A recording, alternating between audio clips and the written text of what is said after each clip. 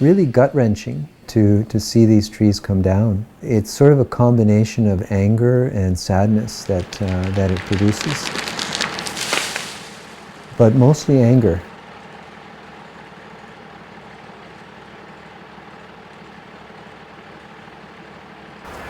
My name is Daniel Buckles. I live in Ottawa, in Champlain Park, which is in Westboro.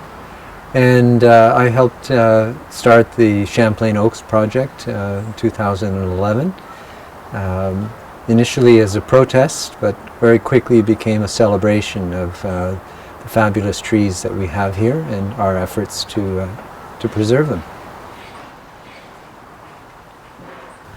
The protest was over the destruction of one of these massive bur oak trees that goes back 165 years, and that tree was at risk due to an infill development. The community raised concerns about that loss, and we fought a battle with the city and with the developer to try and save that tree. Eventually that failed. But one of the things that it really did is I would say, awakened the neighborhood to the importance of the trees that we have and the need to celebrate and recognize the trees that we have. It certainly awakened me to the existence of these trees and their special qualities.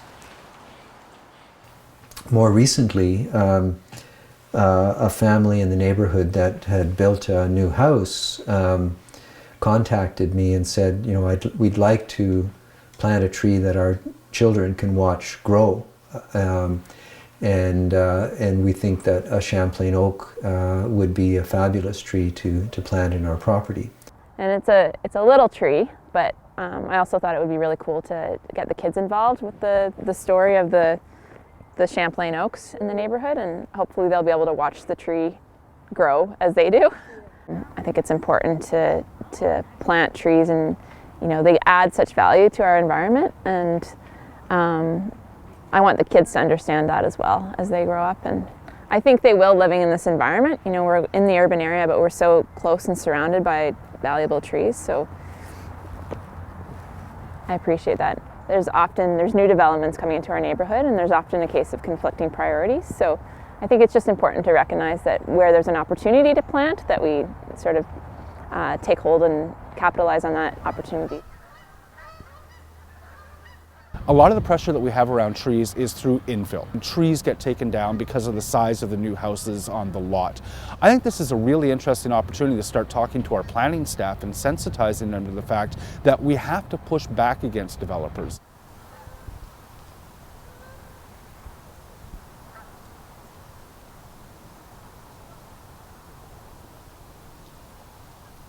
So over the course of the next year, the city is going to be taking a look at how can we preserve our urban forest and perpetuate it? How can we strengthen it?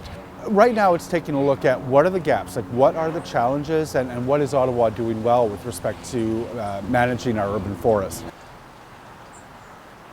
Having a plan and developing a plan for managing the urban forest in Ottawa is necessary. It's going to take a year and a half to develop this plan, and it will just be a document on the shelf if the city doesn't take the whole issue much more seriously. It's the nicest thing that you can look at, really. If you're looking outside, I would much rather look at a tree than a road, per se. So adding one bur oak, I think, will help, hopefully, down the line. It's an investment in our community, and we're not going anywhere. We're here for the long term, so I think that we'll enjoy watching the tree grow up.